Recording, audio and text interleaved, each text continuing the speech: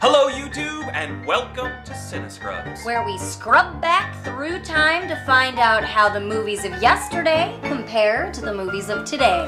Did Hollywood always have a fetish for samey white dudes, or was there a time when they were willing to take more risks? Today we scrub back to 1995 to watch the film that launched an adorable empire. Pixar's Toy Story.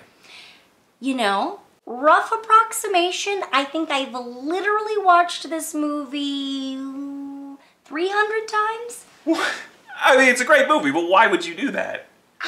Well, my little brother, whenever it was his turn to pick the movie, it was always this one or Sandlot. I think I could actually do the spreadsheet without watching the movie.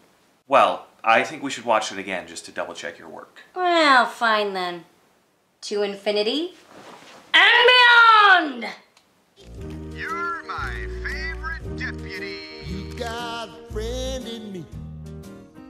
Okay, oh yes, one minor note here. Andy's birthday party has been moved to today.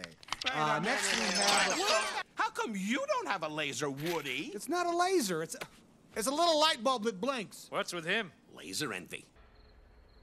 You are a toy! Who's in charge here?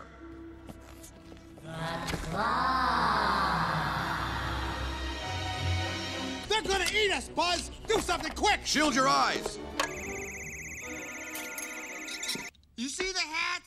I am Mrs. Nesbit. Snap out of it, Buzz!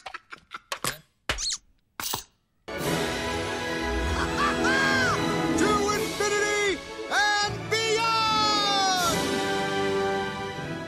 Aww. That was cute. You got a friend in me, baby. I mean, it holds up pretty well, right? Yeah. Little hokey. It got a little hokey sometimes. Well, yeah, but it's a solid kids movie. I mean, the action sequences actually were pretty good. They were inventive, they were interesting, the sequences had weight, they moved, they were cool, they weren't just... And like, it was well written. The characters were like real and well rounded. Even Right. like all of the supporting sort of toy characters. Yeah.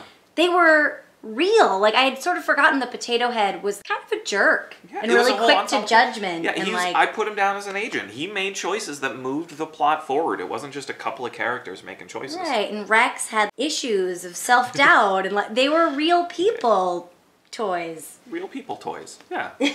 But anyway, what about the demographics? You know, not great. No. I mean, all right, let's start with gender. So, in terms of gender, it did better than some films. I mean, there was 4 characters out of like 50. That's not great. And those characters sort of existed just to like fill a role. Like Woody needed a significant other, Andy needed a mom and a sister to round out the family. Hannah was really the only one that existed to like be a character. But, I mean, that's about it for women. There's some minor toys that are female, but they don't get any lines. True, some dolls. Not 50-50, certainly, which is, you know, how many girls there are out there. I mean, I guess, you know, it's all boys' toys and boys' friends and stuff like that, but that's sort of part of the problem. Every movie is about a boy. All of them. And as far as ethnicity goes, it was really white. Really white. If you look at every single person animated on that screen, person, toy, whatever, the only time a character of color showed up definitively was a black family, a mother and a son who went into Pizza Planet. It was one of those like, they don't count. They don't count because we are only counting characters with lines or 3 or more appearances. So they didn't even make our list. Over 50 characters, all white or non-human. Yeah, it was sort of this picture of suburbia. Which, I mean, there are people of color in the suburbs. They do. But, I mean, there are parts of the country where there is, you know, segregation along socioeconomic lines. Maybe that was it. Maybe Toy Story was actually making a statement about the modern-day segregation of suburbia. That would be really sort of edgy for 1995. You know, and it's one of those things, right? Unless you're looking for it. When I was a kid, I definitely didn't notice it. It's strange. We live in a country that is 40% people of color. Maybe in 1995 it was like 35%. And out of 50 characters, like, there's not one. As we go back in time, I'll be curious to see if it changes. My guess is, I don't know what will happen with gender. My guess, I mean, we were only worse when it came to how we treated people of color. I wouldn't be surprised if the movies get whiter. My theory is, right, that when we go back, we're going to see a slightly better representation of gender, just because Hollywood was less refined then. That's the idea anyway. But yeah, I imagine as we go back, the representation of race will get way, way worse. Ah, well, things were worse. Oh, do you think there will be blackface? I don't know that I can do that. Well, I mean, you know what the top-grossing film of 1915 was, right? No. Why is... The very first top-grossing film. You don't know what it is? Why would I know that? Why don't we just talk about next episode? Okay. Join us next episode.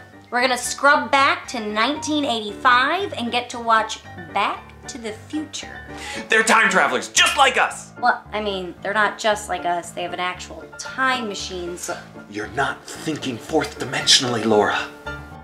Excited much? Uh-huh.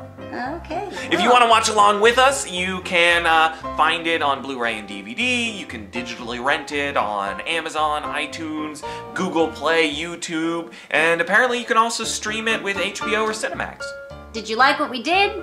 Do you have any questions? Want us to look at something differently? Do you disagree with our data? Leave suggestions and questions in the comment area below. But until next time, No. we'll scrub you later. And we're still looking for suggestions on a sign-off. May the scrubs be with you. Absolutely not. Show me the scrubby!